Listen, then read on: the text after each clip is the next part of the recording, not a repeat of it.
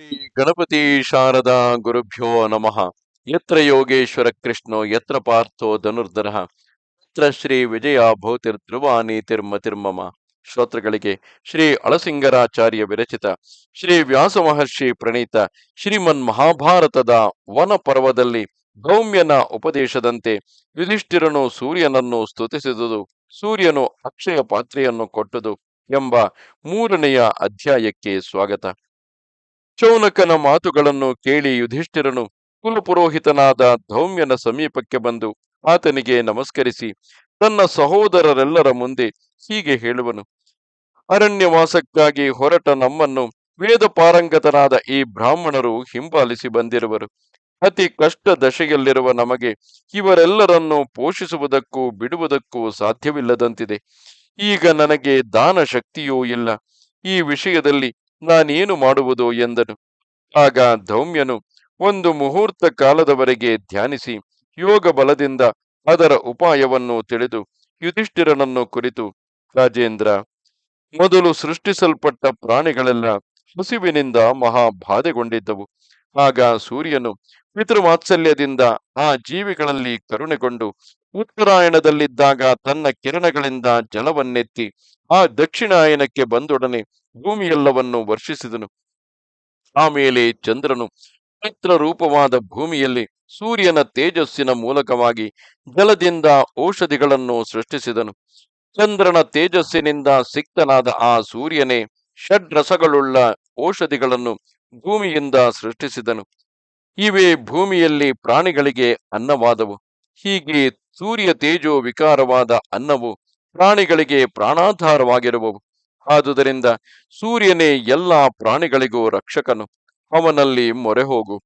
ಜನ್ಮದಿಂದಲೂ ಕರ್ಮದಿಂದಲೂ ಶುದ್ಧರೆನಿಸಿದ ಮಹಾತ್ಮರಾದ ರಾಜರು ತಪೋ ಬಲದಿಂದಲೇ ಪ್ರಜೆಗಳನ್ನು ಕಾಪಾಡುವರು. ಭೌಮನು, ಕಾರ್ತವೀರ್ಯನು, ವೇನಪುತ್ರನಾದ ಪ್ರಥು, ನಹುಷನು ಈ ಮುಂತಾದವರೆಲ್ಲ ಹಿಂದೆ ತಪಸ್ಸನ್ನು ವ್ರತಗಳನ್ನು ಹಿಡಿದೆ ಪ್ರಜೆಗಳನ್ನು ಆಪತ್ತಿನಿಂದ ಕಾಪಾಡಿದರು. ಹಾಗೆಯೇ ಧರ್ಮಾತ್ಮನಾದ ನೀನು ಧರ್ಮದಿಂದ ಶುದ್ಧನಾಗಿ ತಪಸ್ಸನ್ನಾಚರಿಸಿ ಬ್ರಾಹ್ಮಣರನ್ನು ರಕ್ಷಿಸು ಎಂದನು. ಕಾಲಕ್ಕೆ ತಕ್ಕ ಹಿತೋಕ್ತಿಗಳನ್ನು ಕೇಳಿದ ಮೇಲೆ ಧರ್ಮರಾಜನು ಆ ಧೌಮ್ಯ ಮುನಿಯಿಂದ ಸಕಲ ಪುರುಷಾರ್ಥಗಳನ್ನು ಕೊಡುವ ಮಂತ್ರೋಪದೇಶವನ್ನು ಪಡೆದನು. ದುಃಖಿತರಿಗೆ ರಕ್ಷಕವಾದ ಅಷ್ಟಾಕ್ಷರವೆಂಬ ಮಹಾಮಂತ್ರವು ಅತ್ಯುತ್ತಮವೆನಿಸಿದುದು.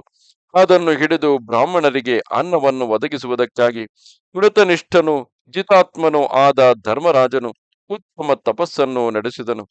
ಗಂಧ ಪುಷ್ಪಾದಿ ಸಾಮಗ್ರಿಗಳಿಂದಲೂ ಬಲಿಗಳಿಂದಲೂ ಸೂರ್ಯನನ್ನು ಪೂಜಿಸಿದನು. ಗಂಗಾ ಜಲದಲ್ಲಿ ಆಚಮನ ಮಾಡಿ ಇಂದ್ರಿಯಗಳನ್ನು ನಿಗ್ರಹಿಸಿ ಗಾಳಿಯನ್ನೇ ಆಹಾರವಾಗಿ ಸೇವಿಸುತ್ತಾ ಮನೋವ್ಯಾಪಾರವನ್ನಡಗಿಸಿ ಪ್ರಾಣಾಯಾಮ ಪೂರ್ವಕವಾಗಿ ಶುದ್ಧ ವಾಕ್ಯಗಳಿಂದ ಸೂರ್ಯನನ್ನು ಹೀಗೆಂದು ಸ್ತುತಿಸತೊಡಗಿದನು. ಭಾನು, ಜಗತ್ತಿಗೆಲ್ಲ ನೀನೇ ಕಣ್ಣೆನಿಸಿರುವೆ. ಎಲ್ಲ ದೇವರಿಗೂ ನೀನು ಆತ್ಮನು. ಸಕಲ ಭೂತಗಳಿಗೂ ನೀನೇ ಕಾರಣನು. ಕರ್ಮನಿಷ್ಠರಲ್ಲಿ ಆಚಾರವೂ ನೀನೇ. ಎಲ್ಲ ಜ್ಞಾನಿಗಳು ಕೊನೆಗೆ ನಿನ್ನನ್ನೇ ಹೊಂದತಕ್ಕವರು. ಯೋಗಿಗಳಿಗೆ ನೀನೇ ಮುಖ್ಯ ಗತಿ.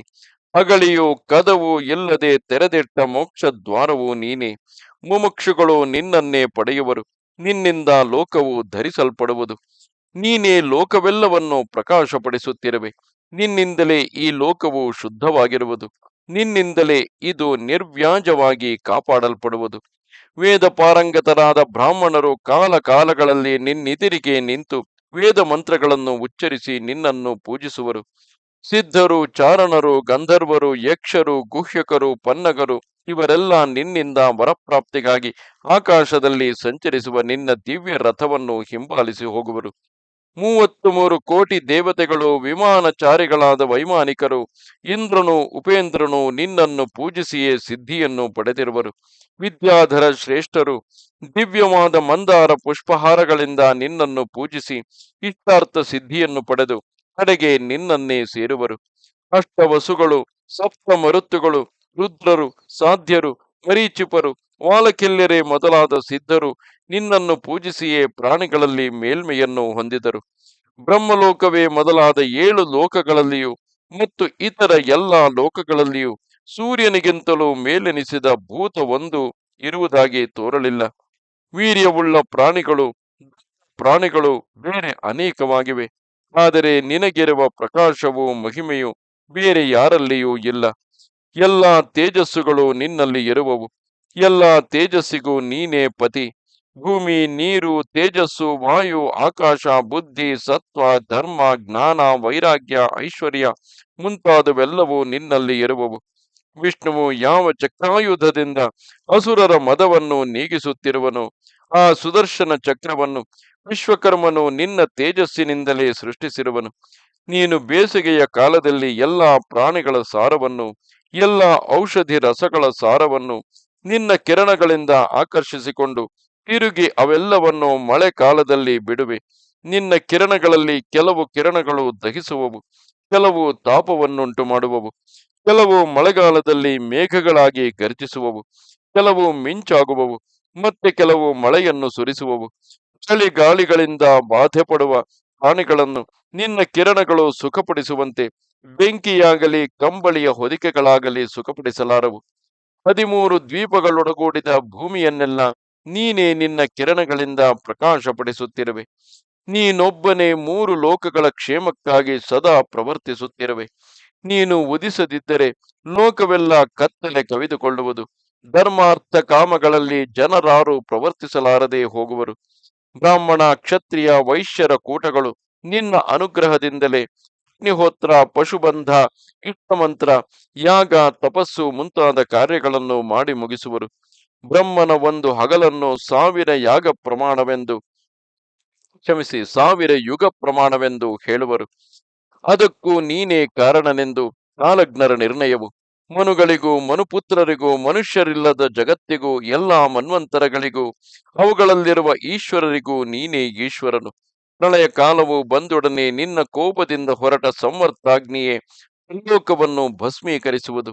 ನಿನ್ನ ಕಿರಣಗಳಿಂದ ಉಂಟಾದ ನಾನಾ ವರ್ಣದ ದೊಡ್ಡ ಮೇಘಗಳೇ ಐರಾವತವೆಂಬ ಮೇಘದೊಡನೆಯೂ ಸಿಡಿಲಿನೊಡನೆಯೂ ಕೂಡಿ 4 ಬಗೆಯ ಪ್ರಾಣಿಗಳನ್ನು ನೀರಿನಲ್ಲಿ ಮುಳುಗಿಸುವವು. ನಿಜ ಶರೀರವನ್ನೇ 12 ಭಾಗವಾಗಿ ವಿಭಾಗಿಸಿಕೊಂಡು 12 ಸೂರ್ಯಾಕಾರವನ್ನು ಪಡೆದ ನೀನು ಆಗ ಒಟ್ಟುಗೂಡಿಸಿದ ನಿನ್ನ ಆಕಾರಗಳಿಂದ ಏಕಾರ್ಣವವಾದ ಜಗತ್ತನ್ನೆಲ್ಲ ನಿನ್ನ ಕಿರಣಗಳಿಂದ ಒಣಗಿಸಿ ಬಿಡುವೆ. ನಿನ್ನನ್ನೇ ಇಂದ್ರನೆಂದು ಕರೆಯುವರು. ನೀನೇ ರುದ್ರನು, ನೀನೇ ವಿಷ್ಣು, ಬ್ರಹ್ಮನು ನೀನೇ, ಅಗ್ನಿಯು ಸೂಕ್ಷ್ಮವಾದ ಮನಸ್ಸು ನೀನೇ, ನೀನೇ ಪ್ರಭು, ಶಾಶ್ವತ ಬ್ರಹ್ಮವು ನೀನೇ. ಹಂಸನೆಂದು, ಸವಿತ್ರವೆಂದು, ಭಾನುವೆಂದು, ಅಂಶುಮಾಲಿಯೆಂದು, ವೃಷಾಕಪಿಯೆಂದು ನೀನೇ ಕೀರ್ತಿಸಲ್ಪಡುವೆ. ವಿವಸ್ವಂತನು, ಮಿಹಿರನು, ಪೂಷನು, ಮಿತ್ರನು, ಧರ್ಮನು, ಸಹಸ್ರರಶ್ಮಿ, ಆದಿತ್ಯನು, ತಪನನು, ಗೋಪತಿ, ಮಾರ್ತಾಂಡನು, ಅರ್ಕನು, ರವಿ, ಸೂರ್ಯನು, ಶರಣ್ಯನು, ದಿನಕರನು, ದಿವಾಕರನು, ಸಪ್ತಸಪ್ತಿ, ಧೂಮಕೇಶಿ, ವಿರೋಚನನು, ಅಶುಗಾಮಿ ಎಂಬಿ ನಾನಾ ನಾಮಗಳಿಂದ ನೀನೇ ಕೀರ್ತಿಸಲ್ಪಡುವೆ. ನೀನೇ ತಮಸ್ಸನ್ನು ನೀಗಿಸತಕ್ಕವನು. ಹಸಿರು ಬಣ್ಣದ ಕುದುರೆಯುಳ್ಳವನು. ಷಷ್ಠಿ ಅಥವಾ ಸಪ್ತಮಿ ತಿಥಿಗಳಲ್ಲಿ ಯಾವನು ಶೋಕ ಮದಾದಿಗಳಿಲ್ಲದೆ ಏಕ ಭಕ್ತಿಯಿಂದ ನಿನ್ನನ್ನು ಪೂಜಿಸುವನು ಆತನಿಗೆ ಲಕ್ಷ್ಮಿಯು ಒಲಿದು ಬರುವಳು. ಬರುವ ಕಾಲಗಳಲ್ಲಿ ಬೇರೆಲ್ಲಿಯೂ ಮನಸ್ಸಿಡದೆ ದೃಢ ಚಿತ್ತದಿಂದ ಯಾರು ನಿನಗೆ ಪೂಜಾದಿಗಳನ್ನು ಮಾಡುವರೋ ಅವರಿಗೆ ಯಾವ ಆದಿ ವ್ಯಾಧಿಗಳು ಉಂಟಾಗಲಾರವು. ನಿನ್ನ ಧ್ಯಾನದಲ್ಲಿ ಪ್ರಿಯವುಳ್ಳವರು ಎಲ್ಲಾ ವ್ಯಾಧಿಗಳಿಂದಲೂ ಎಲ್ಲಾ ಪಾಪಗಳಿಂದಲೂ ವಿಮುಕ್ತರಾಗಿ ಬಹು ದೀರ್ಘಕಾಲ ಬದುಕುವರು. ಓ ಅನ್ನಪತಿ, ಈಗ ನಾನು ಆಶ್ರಿತರ ಕೋರಿಕೆಗಳನ್ನು ನಡೆಸಲಾರದ ಸ್ಥಿತಿಯಲ್ಲಿ ಇರುವೆನು. ಎಲ್ಲರಿಗೂ ಶ್ರದ್ಧೆಯಿಂದ ತಿಥಿ ಪೂಜೆಯನ್ನು ಮಾಡುವ ಅಭಿಲಾಷೆಯು ಮಾತ್ರ ನನಗೆ ಅಧಿಕವಾಗಿರುವುದು. ಅಂತಹ ನನಗೆ ನೀನು ಅನ್ನ ಸಮೃದ್ಧಿಯನ್ನು ಅನುಗ್ರಹಿಸಬೇಕು. ನಿನ್ನನ್ನು ಅವಲಂಬಿಸಿ ನಿನ್ನ ಅನುಚರರು ಆಗಿ ಮಿಂಚು ಗುಡುಗುಗಳನ್ನು ಉಂಟು ಮಾಡುವ ಮಾಠರ, ಅರುಣ, ದಂಡರೆ ಮೊದಲಾದ ನಿನ್ನ ಎಲ್ಲಾ ಭಕ್ತರನ್ನು ಬೇರೆ ಬೇರೆಯಾಗಿ ನಮಸ್ಕರಿಸುವೆನು. ಕ್ಷುಧೆಯನ್ನು ಅನುಗ್ರಹಿಸುವ ಸ್ವಭಾವವುಳ್ಳ ಮೈತ್ರಿ ಎಂಬ ದೇವತೆಯನ್ನು, ಇತರ ಭೂತ ಮಾತೆಗಳೆಲ್ಲರನ್ನು ನಮಸ್ಕರಿಸುವೆನು. ಶರಣಾಗತನಾದ ನನ್ನನ್ನು ಅವರೆಲ್ಲರೂ ಕಾಪಾಡಲಿ ಎಂದನು. ಹೀಗೆ ಕಂಠದವರೆಗೆ ನೀರಿನಲ್ಲಿ ನಿಂತು ಮಂತ್ರಗಳಿಂದಲೂ ಸ್ತೋತ್ರಗಳಿಂದಲೂ ಸ್ತುತಿಸುತ್ತಿರುವ ಧರ್ಮರಾಜನಲ್ಲಿ ಪ್ರೀತಿಗೊಂಡು ಅಗ್ನಿಯಂತೆ ಶರೀರ ಕಾಂತಿಯುಳ್ಳ ಸೂರ್ಯನು ಆತನಿಗೆ ಪ್ರತ್ಯಕ್ಷನಾಗಿ, ರಾಜ, ನೀನು ಕೋರಿದುದೆಲ್ಲವನ್ನು ಪಡೆಯುವೆ. ಈ 12 ವರ್ಷಗಳ ಕಾಲಕ್ಕೂ ನಾನು ನಿನಗೆ ಅನ್ನವನ್ನು ಕೊಡುವೆನು. ನಾನು ಕೊಡುವ ಈ ತಾಮ್ರ ಪಾತ್ರೆಯನ್ನು ಸ್ವೀಕರಿಸು. ದ್ರೌಪದಿಯು ಈ ಪಾತ್ರೆಯಲ್ಲಿ ಯಾವಾಗ ಅನ್ನ ಮಾಡಲು ಅಪೇಕ್ಷಿಸುವಳೋ ಆಗಾಗಲೇ ಹಣ್ಣು, ಗೆಣಸು, ಮಾಂಸ, ಸೊಪ್ಪು ಮುಂತಾಗಿ ಲೇಷ್ಯ, ಚೋಷ್ಯ, ಭಕ್ಷ್ಯ, ಪೇಯವೆಂಬ 4 ಬಗೆಯ ಭೋಜ್ಯ ಪದಾರ್ಥಗಳು ಅಡಿಗೆಯ ಮನೆಯಲ್ಲಿ ಸಿದ್ಧವಾಗುವವು. ಇಲ್ಲಿಂದ ಮುಂದೆ 14ನೆಯ ವರ್ಷದಲ್ಲಿ ನೀನು ತಿರುಗಿ ನಿನ್ನ ರಾಜ್ಯವನ್ನು ಪಡೆಯುವೆ ಎಂದು ಹೇಳಿ ಅಲ್ಲಿಯೇ ಅಂತರ್ಧಾನ ಹೊಂದಿದನು. ಧರ್ಮಜ್ಞನಾದ ಕುಂತಿ ಪುತ್ರನು ಈ ವರವನ್ನು ಪಡೆದ ಮೇಲೆ ಸಂತೋಷದಿಂದ ನೀರನ್ನು ಬಿಟ್ಟು ಮೇಲೆದ್ದು ದಡವನ್ನು ಸೇರಿ ಧೌಮ್ಯನ ಪಾದಗಳಿಗೆ ನಮಸ್ಕರಿಸಿ ಮಂದಿರನ್ನೆಲ್ಲ ಆಲಿಂಗನ ಮಾಡಿಕೊಂಡನು. ಆಮೇಲೆ ದ್ರೌಪದಿಗೆ ಅದನ್ನು ತೋರಿಸಿ ಅವಳೊಡನೆ ಅಡಿಗೆಯ ಮನೆಗೆ ಹೋಗಿ ಅಲ್ಲಿ ಅನ್ನವನ್ನು ಸಿದ್ಧಪಡಿಸಿದನು. ವಾದ 4 ಬಗೆಯ ಪದಾರ್ಥಗಳು ಹೇರಳವಾಗಿ ಸಿದ್ಧವಾದವು. ರಾಜನು ಆ ಅನ್ನದಿಂದ ಬ್ರಾಹ್ಮಣರಿಗೆ ಭೋಜನ ಮಾಡಿಸಿದನು. ಅವರೆಲ್ಲರೂ ಊಟ ಮಾಡಿದ ಮೇಲೆ ತನ್ನ ತಮ್ಮಂದಿರಿಗೂ ಭೋಜನ ಮಾಡಿಸಿ ವಿಘಸವೆಂಬ ಹೆಸರುಳ್ಳ ಅತಿಥಿ ಶೇಷವನ್ನು ತಾನು ಭುಜಿಸಿದನು. ಧರ್ಮರಾಜನು ಊಟ ಮಾಡಿದ ಮೇಲೆ ಉಳಿದುದನ್ನು ದ್ರೌಪದಿಯು ಸೇವಿಸುವಳು. ದ್ರೌಪದಿಯು ಊಟ ಮಾಡಿದ ಮೇಲೆ ಪಾತ್ರೆಯು ಬರಿದಾಗುವುದು.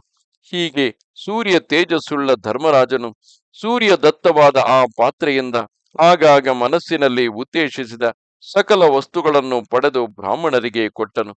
ಅಲ್ಲಿ ಪಾಂಡವರು ತಮ್ಮ ಗುರುವಾದ ಧೌಮ್ಯನನ್ನು ಮುಂದಿಟ್ಟುಕೊಂಡು ವಿಶೇಷ ತಿಥಿ ನಕ್ಷತ್ರಗಳಲ್ಲಿಯೂ ಮತ್ತು ಪರ್ವಗಳಲ್ಲಿಯೂ ವಿಧಿಗೂ ಮಂತ್ರಗಳಿಗೂ ಅನುಸಾರವಾಗಿ ಯಾಗಗಳನ್ನು ನಡೆಸುತ್ತಿದ್ದರು. ಅಲ್ಲಿಂದ ಮುಂದೆ ಪಾಂಡವರು ಸ್ವಸ್ಥ್ಯಯನಾದಿ ಶುಭಕರ್ಮಗಳನ್ನು ನಡೆಸಿಕೊಂಡು ಧೌಮ್ಯನೊಡನೆ ಬ್ರಾಹ್ಮಣ ಸಮೂಹಗಳಿಂದ ಪರಿವೃತರಾಗಿ ಕಾಮ್ಯಕ ವನದ ಕಡೆಗೆ ಹೊರಟರು ಎಂದನು. ಆಗ ಜನಮೇಜಯನು, ಓ ಬ್ರಹ್ಮರ್ಷಿ, ಯುಧಿಷ್ಠಿರನು ಪ್ರಾಣೇಂದ್ರಿಯಗಳನ್ನು ಅಡಗಿಸಿ ಪುಷ್ಟೋಹಾರಗಳಿಂದ ವಿದ್ಯುಕ್ತವಾಗಿ ಸೂರ್ಯನನ್ನು ಆರಾಧಿಸಿದನೆಂದೇ ಅಲ್ಲವೇ? ಅವನು ಸೂರ್ಯನನ್ನು ಯಾವ ಸ್ತೋತ್ರದಿಂದ ಆರಾಧಿಸಿದನು? ಬ್ರಾಹ್ಮಣೋತ್ತಮ, ನಿನಗೆ ನನ್ನಲ್ಲಿ ಸ್ನೇಹವಿರುವುದಾದರೆ, ನೀನು ನನ್ನನ್ನು ನಿನ್ನ ಅನುಗ್ರಹ ಪಾತ್ರನನ್ನಾಗಿ ಮಾಡುವುದಾದರೆ ಮತ್ತು ವಿಷಯವು ರಹಸ್ಯವಲ್ಲದಿದ್ದರೆ ಅದನ್ನೆಲ್ಲ ನನಗೆ ತಿಳಿಸು ಎಂದನು. ಅದಕ್ಕೆ ವೈಶಂಪಾಯನನು, ಓ ರಾಜ, ನೀನು ಶುದ್ಧನಾಗಿ ಏಕ ಮನಸ್ಸಿನಿಂದ ಸಾವಧಾನವಾಗಿ ಕೇಳಬೇಕು. ಶ್ರೇಯಕ್ಕಾರಣವಾದ ಆ ರಹಸ್ಯವನ್ನು ಹೇಳುವೆನು. ಯುಧಿಷ್ಠಿರನಿಗೆ ಧೌಮ್ಯನು ಹೇಳಿದ ಪುಣ್ಯಕರವಾದಂತಹ ಆ 108 ನಾಮಗಳನ್ನು ಹೇಳುವೆನು.